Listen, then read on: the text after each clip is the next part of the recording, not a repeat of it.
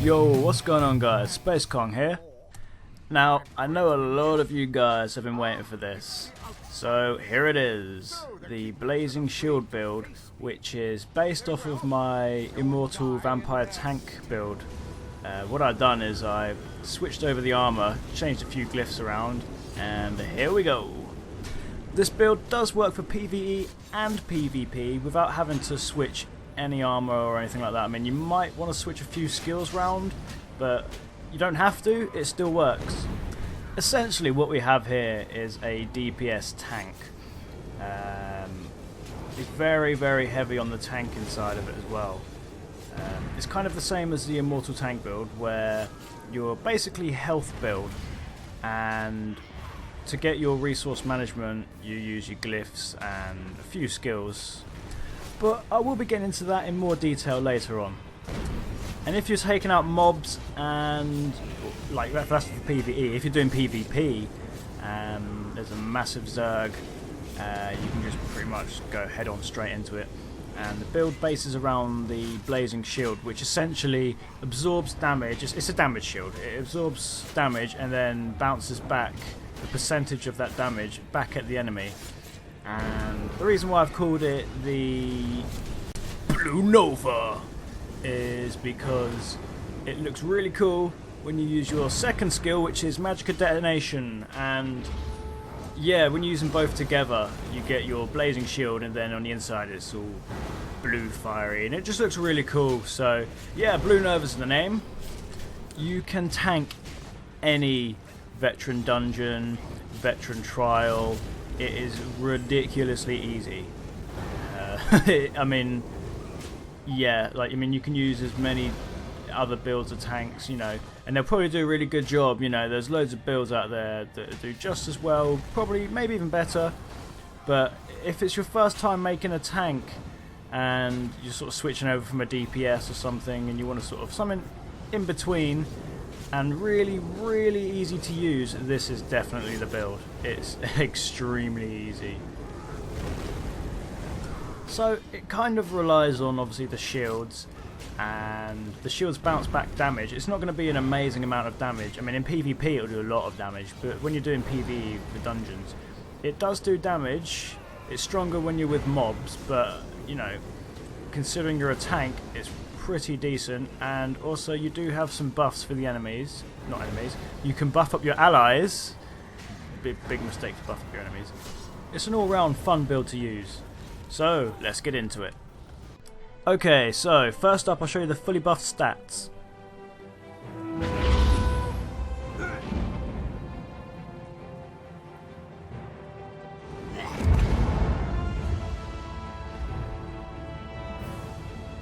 So check this shit out.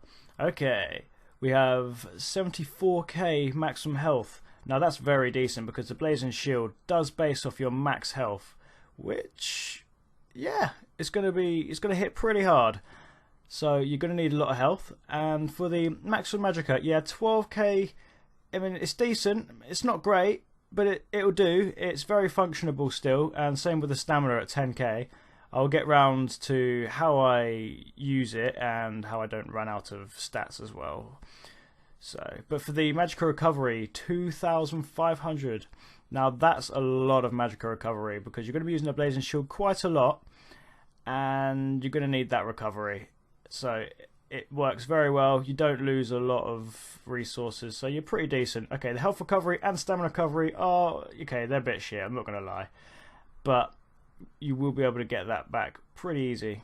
Now the method behind my madness is, so okay, you have the repentance skill, which basically means for every corpse on the floor it gives you health and stamina back, but it doesn't give you Magica. So that's why we have a lot of Magica Recovery, because obviously the Blazing Shield is going to cost quite a lot, and same with the Magica Detonation. But yeah, the health recovery and stamina you will get back by using repentance, so you really don't need any recovery for that. Okay, so the spell resistance and physical resistance, yeah, you're going to need quite a lot because this build, you're very up close and personal, especially if you're doing PvP. You're going to be right in there, right in the mosh pit, so you're going to be taking a lot of heavy hits, and Of course, you've got your blazing shield, which will keep you nice and safe for a while. But in between, like popping your blazing shield, you will get hit a tiny bit. So it's nice to have a lot of resistance. So to see the armor I'm wearing, I did use the armor from my Immortal Nightblade Vampire tank with a few changes. So we have the Ring of the Green Pact, and the glyph is for magical recovery. This is very important, and of course it's healthy for more health. The good thing about this is whilst you have food, your maximum health is increased by nearly 4,000, and you also have more health recovery, which is, you know, you're going to need of this build. So we're running 5 piece of the Green Pact, and also running 5 piece of the Plague Doctor, and the jewellery still has magical recovery. This is for all the jewellery, and they're all healthy as well. With this set of armour, it basically gives you health, lots and lots of health, and for the 5th set it gives you 5,790 health, which is very decent, and that's just for purple. You can upgrade it. And as we get to the armour, okay, some of the traits aren't the best. I do have a prosperous piece of armour as well. This is because I don't have a lot of time to farm these, and people who are selling these pieces of armour, they do slap on a very, very high price, and it's a very overpriced set of gear. I mean, it's really good, but yeah, people do sell it for very high, and I'm not willing to pay that much, and yeah, so I'll just move the armour straight over from my tank. As for your glyphs, it's very, very key to have health. I mean, you can go for tri-stat glyphs, that would also be useful, so you get health, magic and stamina. But if you can't afford to have them, or you prefer to have more health, then yes, definitely health's the way to go. As for the Head and Shoulders monster set, I use the Infernal Guardian. It just makes sense being a PvP, PvE, DPS tank, because when you use your damage shield ability, you have a 50% chance to lob 3 mortars over 2 seconds to the furthest enemy. And I mean, each of them hit for nearly 6k, so if you want to go for pure defense, then you can go for other monster sets, but for DPS, this far outperforms any other one, because you're going to be using your damage shield ability pretty much every second, and it has a 50% chance of proccing. And of course, being a tanky build, it wouldn't hurt to have heavy armor. I mean, these sets come in heavy armor anyway, so you only really need to worry about the Head and Shoulders being in heavy. Yeah, I don't use poisons or anything, but for the shield I use the Green Pact shield for both, and then I use a Plague Doctor weapon on both as well, so when you switch you don't lose your buff. But for some reason there's a glitch where you sometimes do lose your buffs, which, yeah, it kind of sucks. Okay, for the weapons you're going to want the Magical Absorb glyphs for both of them. The trait doesn't matter too much. I mean, defending would probably be the best trait to have, or charged, but essentially it doesn't matter too much. The reason why I have 2 different weapons is purely to tell the bars apart. That's it, they serve no higher purpose. And also because trying to farm the Plague Doctor weapons, or buying them, is a real pain, because trying to get the right weapon with the right trait when you're farming it can take days or weeks, and trying to buy it off someone can also take a long time, and a lot of money as well. As for the consumables, I use the Orzorga's Red Frothgar, if that's how you say it. I can never pronounce this, but essentially it gives you 5,000 max health, and then it gives you 457 magical recovery, which is pretty awesome and fits with the build very nicely. I mean, you can go for tri-stat foods, but I prefer this. It gives you more health and more magical recovery rather than evening it out. For potions, you can use the Essence of Immovability, grants you major expedition and making you immune to disabling effects. It also restores stamina and grants major endurance, so it's pretty decent. It's fairly easy to make. You can use tri-potions as well, they work. As for the attribute points, I put all of them into health. For the Mundus Stone, I put it as Atronach for the extra magical recovery. I was thinking to go for health, but I mean, let's face it, this build doesn't need any more health, so yeah, the more magical recovery the better. Okay, so onto the skills. This is your front bar. I use the Blazing Shield. This is my main skill. You're going to be using this a lot. It's pretty much the bread and butter of the build. Essentially, you give yourself a damage shield, which is equal to 37% of your max health. It's less in Cyrodiil, but still effective nonetheless. It lasts 6 seconds, and like the more people around you when you activate your shield, it becomes 4% stronger. So you can get a really powerful shield. When the shield expires, it explodes, dealing 58% of the damage inflicted on the shield to the enemies, which of course is where you get your main source of damage from. So you're going to be using this skill a lot. As soon as the shield goes down, pop it back up. As soon as it goes down, pop it back up. You're going to have to look for it as well.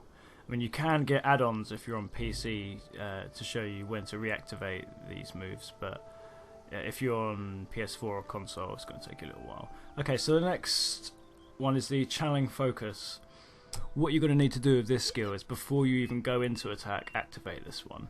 It's going to give you physical and spell resistance within your circle, that is. But what we're going to do is we're going to use this and then use a gap closer. So you'll, for 8 seconds, have your 5,280 physical and spell resistance, which is pretty much life-saving.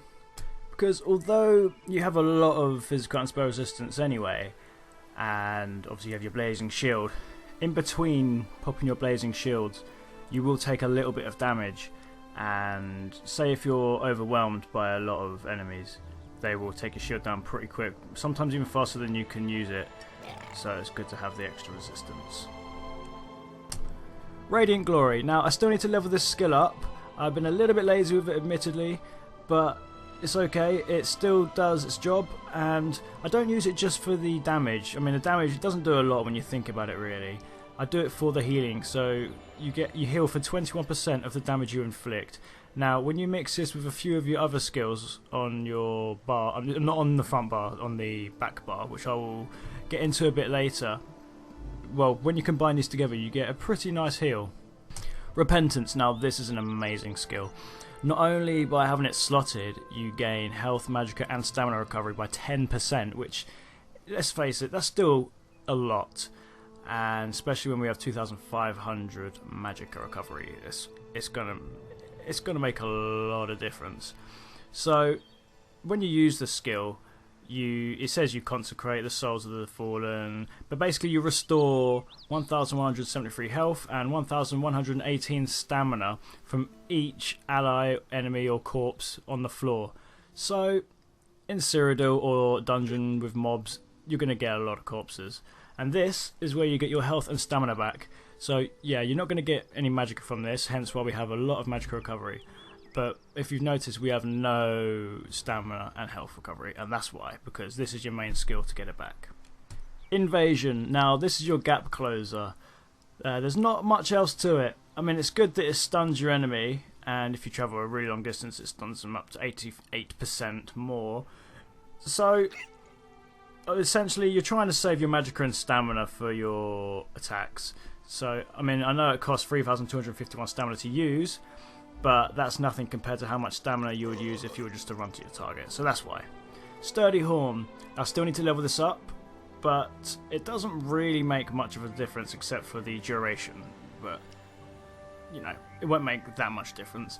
So essentially what you're doing is you're giving you and your allies health, stamina and magicka boost by 10%, which is a lot, and also you and your allies gain minor resolve and minor ward, increasing your physical and spell resistance for 1,320 for 38 seconds. But also one of the main purposes of this is due to the fact that the more health you have, the stronger your shield is. So for that 38-second duration, your shield is ridiculously strong and can take a lot more punishment. Okay, so for the back bar, again we have Blazing Shield. This bar is meant to be for up close and personal, so once you've buffed up and used your gap closer, you switch to this bar, and you will be using Blazing Shield quite often. Proximity Detonation, this is the second skill you pop off. As soon as you get in there, pop off your Proximity Detonation, and then you have 8 seconds before it explodes. And the more targets in your area, the more it takes down. So it can stack up to 250% damage. So when you combine this with Blazing Shield, it's gonna hit like a truck. I mean, if you were to use it on its own, I mean, yeah, it would do damage, but it wouldn't do a great deal of damage. That's why you stack it both with the Blazing Shield as well. So that way, if they both pop off, then yeah, it's going to do a shit ton of damage. Absorb Magic. Now this is a stamina ability, so it evens it out a bit, so you're not always using your magicka, and it essentially means you can take a hit for 40k damage, near enough, from the next spell projectile, and it will heal you for 15% of your max health, which of course is a lot considering you have 74k health when buffed.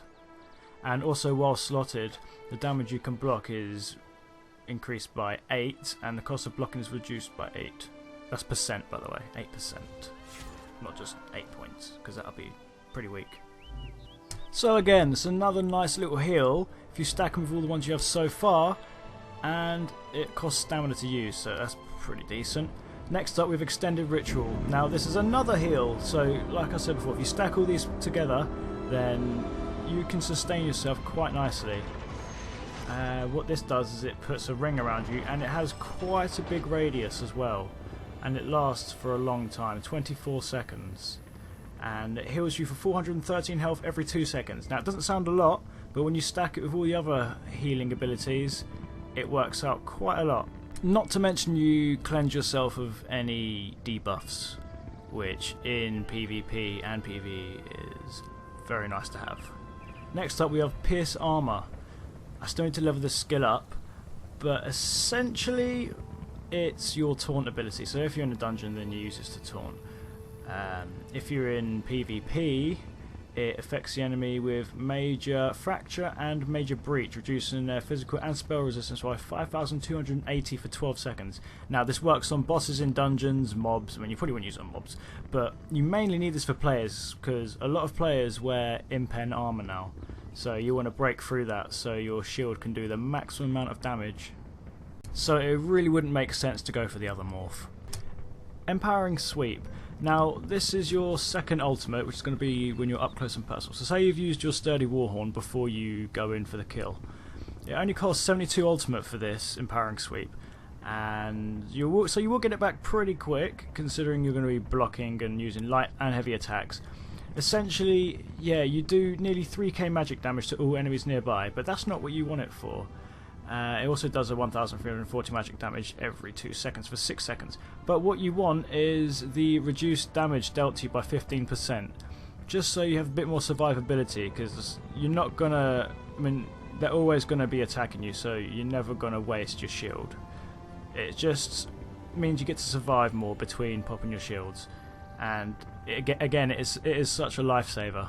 But that 15% is minimum. It goes up by an extra 4% per enemy you hit, and in PvP you're going to be hitting a lot of enemies. Champion points. I'm going to go through this really quickly.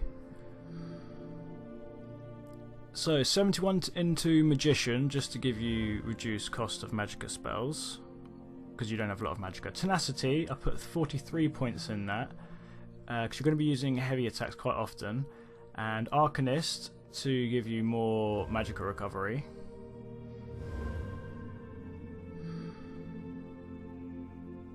Okay, 73 into Elfborn, increase the damage and healing dealt by spell criticals by 20.1%, so that's the shield. And Elemental Expert, because you're obviously doing flame damage, you're going to want more damage into your elements, so because flame obviously is an element. Spell Erosion, increase the spell penetration, so yeah, you're going to want quite a lot into that, because if you do it in PvP, like I said before, people are going to have really high resistance, so you want to break through that. Spell Shield, increase the resistance by 2,446, that's fairly self-explanatory. And Heavy Armor Focus, because you're going to be wearing a lot of heavy armor, you're going to need a lot of physical resistance. So yeah, because you're going to be up close and personal, like I said, you're going to need a lot of resistance. Bastion, this is the main one you want. You want 100 into this. You can go up to 20% if you want, but I prefer 25% just to have the bigger shield, because that's what your build solely revolves around. Okay, so let me explain the first stage of attack. Okay, so first you put your channeling focus on for your resistance, and then you go to put your blazing shield up. After that, use Invasion, which is your gap closer. I mean, you could choose another gap closer, whichever suits you. Okay, and from there, okay, you see the monster set's already procced off. But remember to use light and heavy attacks to get your magicka back. And that's the first step. Okay, so for phase 2, do everything from phase 1 with the buffing, the shield, charge, switch to your back bar, use pierce armor to break down the resistance, proximity detonation, and then blazing shield. You can also use absorb magic and extended ritual if you start losing health, but essentially after you've buffed up yourself and debuffed the enemy, you're going to need to keep using your blazing shield and proximity detonation. If your buffs do run out, you can always reapply them. And to keep your resources up, keep using your light and heavy attacks, because you do have the glyph, which can also restore your magicka. But if you're losing health and stamina and need to get that back, remember you can always use repentance, because if you are doing PvP and on a battlefield, there are bound to be a lot of dead bodies. One point I should make is that the Radiant Destruction is your worst enemy, and to counter it you do need to break the line of sight, so I highly recommend kiting them round trees or rocks, or if you're in a battlefield you're going to have to take them down. But even if you're in PvP or a dungeon, repentance is your best friend. Not only does it give you health and stamina back, but it also gives your allies health and stamina back. One more thing I should mention is for PvE content, whether it is you're on a dungeon boss or a world boss, always remember to use your repentance or whichever morph you choose when they're... I mean, you can go for 50% health, but it's not really worth it because you don't get that much damage, and because you are mainly a tank, it's not really worth doing until they're around 25-30%. I will be releasing some PvP footage with this build later on, as soon as I can figure out how to get it off my PS4. It's not like most videos. For some reason, I mean, I can get pictures off, but when I go to get videos off it says that there's no USB inserted, and I know for a fact that there is, and it's got a lot of memory, but it's just not working, so I need to sort that out. But as soon as I've got that done, there will definitely be some footage up to show you guys. Don't be discouraged when you first use this build. I mean, when you first get it, you will suck. It's going to take some time to get used to. It's not just one of these builds where you go all gung-ho and fly straight in there and pop up your shield 100 times and then come out, you know, alive. You're going to have to do a lot of tactical maneuvers as well, and you have to pinpoint the healers, make sure you knock them off balance and things, as well as obviously popping out your shields, breaking line of sight as well. So if you start this build and end up dying a lot, don't be alarmed. It's going to take a little while to get used to the build. For me, it took probably about a month before I started getting good at it. So please do bear that in mind when you first start out with it. I do have another tank build for Blazing Shield. It's still in the works. Yeah, I've got some really good ideas for it. It may even outperform this one, but we'll see. It's going to be a little bit different. It's still going to be a Blazing Shield build. It's just going to be a tweaked version of it. It's still going to keep the Plague Doctor's armor, but I'm going to switch out the Green Pact for something else. But anyway guys, I hope you all liked the build and enjoyed this video and found it useful. Let me know your thoughts in the comment section below. If you'd like to see more videos like this in the future, please leave a like and subscribe. And as always guys, have yourselves a great day. Peace!